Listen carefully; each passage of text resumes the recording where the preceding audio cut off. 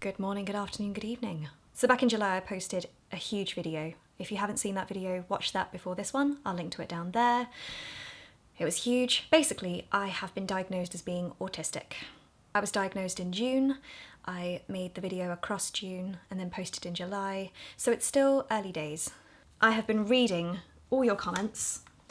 What I will say is thank you ever so much for the support that has come my way. The overwhelming support. The understanding as well, like people have come out of the woodworks, so to speak. People from my childhood or previous jobs or exes, people have re-entered my life and been kind. I was genuinely shocked by the lack of hatred that came my way. One reason for that is because I haven't for over a year now been visiting a specific place online that causes a lot of distress within my soul, but it's a place where people just tear me to shreds. So the fact I haven't read that place means I haven't subjected myself to all that hatred that I normally would have done. So maybe that hatred does exist, I'm just not seeing it. Something I also didn't take into account was the fact that because I've been officially diagnosed, when some people started going for me in the comments, other people jumped in and said, yeah, she is autistic, she's got the diagnosis, leave her alone. She has the diagnosis. And that was a big moment for me. So in my brain I have already comprehended the fact that yes, having the diagnosis will change things or allow me to fight for myself, but to see other people fight for me, just... Part of me also wonders if people are scared now that I've been diagnosed, because there's a lot of stigma with being neurodivergent, but I know that lots of people might be nervous to talk to me because I now have the diagnosis. So whereas before they could tear into me, now I've got the diagnosis, they won't say anything. I don't know how I feel about that. Other things I didn't expect the amount of people to say congratulations, including people in my offline life. The word congratulations. It's not that it wasn't appropriate, I could see what people were meaning by that, it was just something I didn't expect. Yeah, congratulations, well done. But then this leads me on to the next thing, which is the assumption that everything is okay. Diagnosed, ba-boom, tish. For many of us that are late diagnosed, it's not a case of being diagnosed and then suddenly everything is magically corrected. It's its own journey post-diagnosis. I still don't quite have all the words. I don't know if I will do for some time. I don't quite know how to talk about it. Every day is different. I feel like I am processing 3 decades of distress, trying to unravel all the stuff that I've been taught in regards to my own brain. Also trying to fight the difficulty of not trusting healthcare professionals because I have been misdiagnosed, mistreated, etc. across my timeline. I am so overwhelmed by trying to find somebody to talk to because so far in my life, everybody I've spoken to has dismissed the autism aspect to who I am because I haven't had a diagnosis. That's really hard to talk about. Any advice there? It's a bit like when you're a Tritcher and you're trying to go to a hairdresser for the first time in decades after cutting your own hair or not having hair for years on end, so you haven't needed to cut it, and you're just nervous what to do, who to go to, who to trust. I don't know who to trust. Going back to what people were saying though, the amount of people who said, knew it, I knew it, Rebecca, or Becky, you guys call me Becky. The thing is, I have known too. It's not that I've been blown away by this sudden diagnosis. It can be like that for some people, but for me, I've known for years, and I had to self-diagnose in advance of this, so I have known too. Someone else in the comments said, surely everyone knew this already? Like, this is nothing new?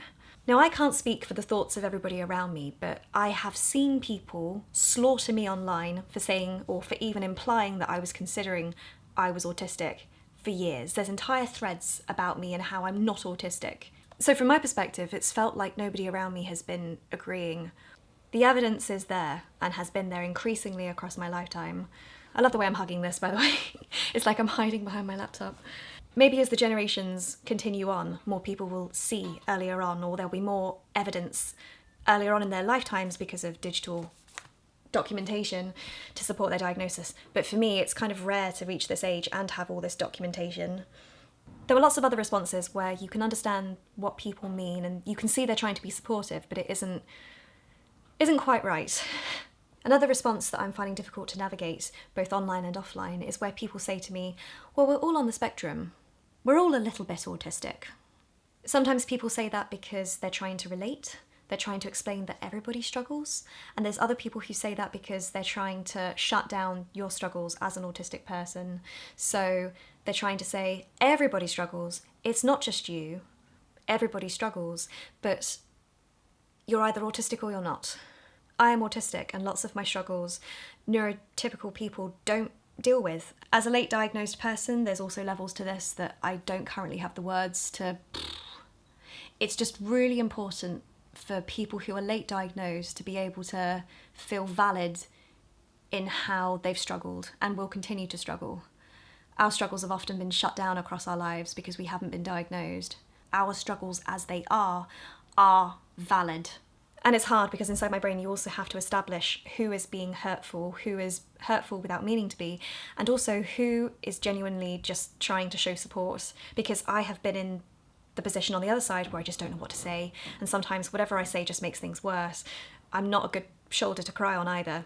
So for example, some people have said, it doesn't matter, we love you for who you are, and I get that. Thank you. The thing is, it does matter. It really does. I'm grateful you like me for who I am, or what you see of me anyway, but it really does matter. This idea that it doesn't change anything, or that it's not something to be taken into account in regards to who I am in every single part of my life, it's frustrating. It's colossal, it's huge, see, already I'm losing words. It's just really important. A few people said, oh, well, it doesn't matter, you've got the diagnosis, you can move on now, but the fact that I've had to fight for this diagnosis in itself is a difficulty. The whole journey to reach this has been traumatic and distressing and all that stuff. So it's one thing to get the diagnosis, but you can't move on because you've got to deal with everything you've already been, all that stuff. Some other people were saying that I don't need a label to define myself. And that's hard. I'm not one for labels. There's other parts of my life where other people out there talking about their own parts of their life would apply labels, but for me, I find labels difficult. I don't need a label to define who I am, but in certain instances, I do. Like, for example, at the job centre, without a diagnosis of being autistic or dealing with ADHD, they do not listen to you. I know that because I have been in that position. They don't care. You need that diagnosis in order for them to even try to help you in that way. So again, it does matter. Inside my brain, I feel like I've had this life-changing, life-affirming diagnosis, but nothing has changed. When you're trying to explain to people just how life-changing this is, they don't get it. I mean, great, you've got it, but so what? The first time I commuted to London, my workplace, post-diagnosis, was overwhelming because it was the first time that I was allowed to struggle to the extent that I have always done as I was commuting or when I was in the workplace. Like, the struggles I go through, I have been suppressing, I've been silencing or censoring.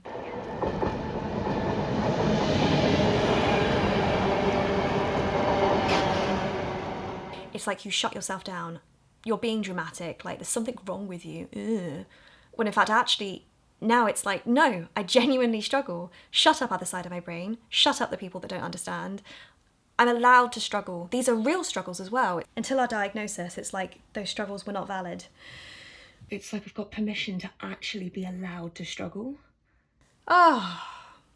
Something else that only one person picked up on, I was expecting more, was the bit near the end of the video where I talked about how I'm not a toxic person.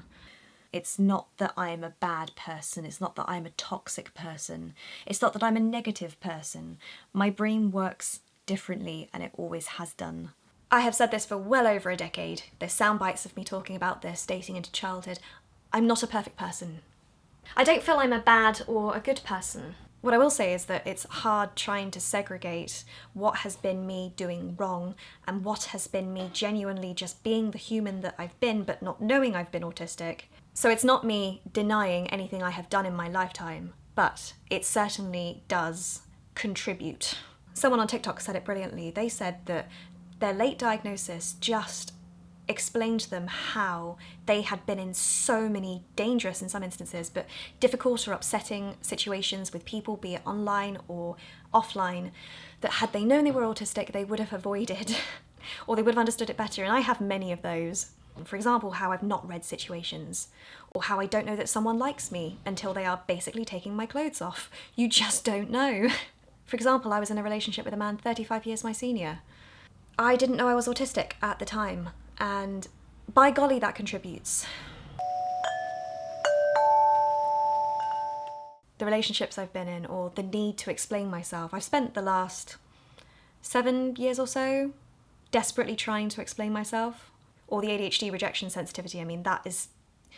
Or there's many situations where I've spoken my mind when in fact with hindsight I shouldn't have said anything. Not because what I'm thinking is invalid, but I don't know that something's going to be perceived badly by somebody else, because in my brain I'm just being myself, my true honest self. Speaking out just makes things worse. An example of this is when I talk to people, I am very anecdotal, so I don't ping pong.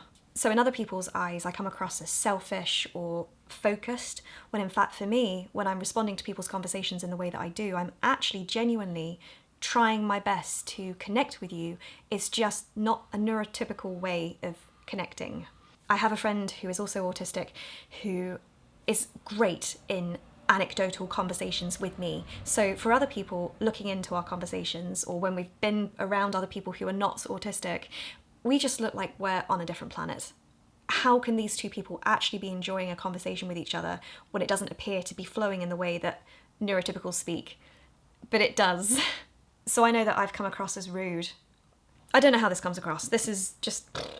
And then the last thing on this thought that I've got is, of course, the fact that I have been misdiagnosed and mistreated for the majority of my lifetime, and how that contributes to everything. The medications I have been on since I was a teenager have impacted my life, and for the worst. Those drugs were powerful and ruined my life. I was not okay. Now we understand why. Just the frustration at the amount of years of my life that have been ruined by medication alone. We're not even talking about therapy here, because it wasn't designed for what I was dealing with. All these years of being unwell. Let's move on to the video itself. So, I didn't cover everything I wanted to. The amount of content that I had left over could have compiled another 2 or 3 videos. I didn't want to do a series. I don't want to turn it into another Tritch journal. I just wanted to get the main stuff out, because I've been screaming inside for so long. Of course I'm doing this video and I would like to do some more, but I don't want it to be a series. I just want it to flow as it does, and when I'm able to, or to what extent I can. There's things I haven't even touched on because I feel it's too private. There's other things I don't know where to begin, such as the trichotillomania. I feel like every couple of years the way I feel about my Tritch changes drastically, and in the moment I think to myself, it's not going to change again. Come on, we've reached adulthood, or I've reached the pinnacle of trichotillomania. It just, the thoughts won't change, and they do. And every time I feel the way that I do, it's valid, but by golly, things have shifted in the last few months. But that's its own topic, the trichotillomania and how it connects with, you know, stimming and masking or suppressing myself, and then, like, is it any wonder my trichotillomania skyrocketed as much as it did? One part of my life that I am finding impossible to navigate currently away from technology is love and romance and relationships. You could argue I have been across my lifetime, but this diagnosis puts everything into a different perspective, so I can't talk about it. I mean, my neurodivergence contributes to how I am in every area of my life, including relationships and sex. I'm going through tons of stuff within my brain in regards to the people that I have been connected to across my life. And then everyone wants to know the labels, when in fact for me I'm struggling to process my own self, let alone talk about it or categorise it.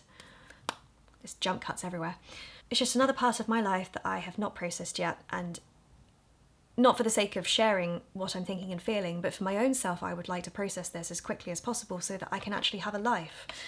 That's been another difficult part of this journey that not everyone may understand, and that is that there is no perfect time to be diagnosed, but there's certain points of our lives where it can change the course of our life. So, for example, if you knew you were autistic before you went to university, or before you entered the workplace, or before you got married, or before you had kids, I'm at the point where everyone around me is married with children. I currently would like to complete this neurodivergent journey, like trying to establish what I am and what I'm not, before I date, or even try to go forwards in that area of my life. But life doesn't really work like that. Anyway, that part of my life is just... So thank you for not so much the allowance of me being more private, but thank you for not being intrusive. I do want love, I do want a partner, regardless of the specifics, being neurodivergent does impact that. I'm looking at the comments here. Yes, I do have a great autobiographical memory, not so much a fantastic memory overall. My memory made it easy to compile this. The difficulty didn't come from finding the stuff that I wanted to include in the video. The difficulty came from being subjected to my own self from years gone by, talking about things before she knew she was autistic. That's where the pain was. A couple of times in July I tried to record myself, and that was the first time I'd recorded myself since January, so I was also finding it hard to vlog, let alone talk about such a subject, but again, I had to do it, I had to get it off my chest. The last thing I'll say about the video, when I watched it back after a couple of days of having a break from it, was that it was like a talking marathon. There were some audio bits that I could have cut out entirely, I repeat myself, but I guess the point is that there's just tons of evidence across my lifetime, so you need all the different sound bites even if I'm saying the same thing. As I try to explain in the video, it's not a case of me being diagnosed and I'm suddenly this new individual. Nothing has changed. I'm diagnosed, but I'm still the same Rebecca, trying to establish what is masked Rebecca, what is unmasked Rebecca. Although I would like everything to be better overnight, that is not necessarily the case, and I will continue to be an autistic person in what feels like an unautistic world. Thank you for those of you who were here before said diagnosis, and also who are continuing to be around post-diagnosis, and also while I still battle with the ADHD. And of course we are in the short term, because opening up about this will impact me for the rest of my life, whether I want it to or not. It meant and means, because I've got the comments here, the world to be met with such a good response. The last thing is, I don't want this to, I was going to say be my personality from here on out, but it's always been who I am and it will be me forever. But I certainly don't want everything I do to now be blasted on loud with the word autism everywhere. I just want to be me. I want to be allowed to be me as well. It's one thing being yourself, it's another thing actually being allowed to. Despite the fact that I hate my name, I just want to be Rebecca Jane Brown. Move on. I might change my wording or view on this in the future, but right now I feel like autism is not who I am just autistic. I am not my autism, even though autism makes up part of who I am. I'm neurodivergent, but I am not neurodivergence. Thank you, thank you, thank you. And with that, goodbye.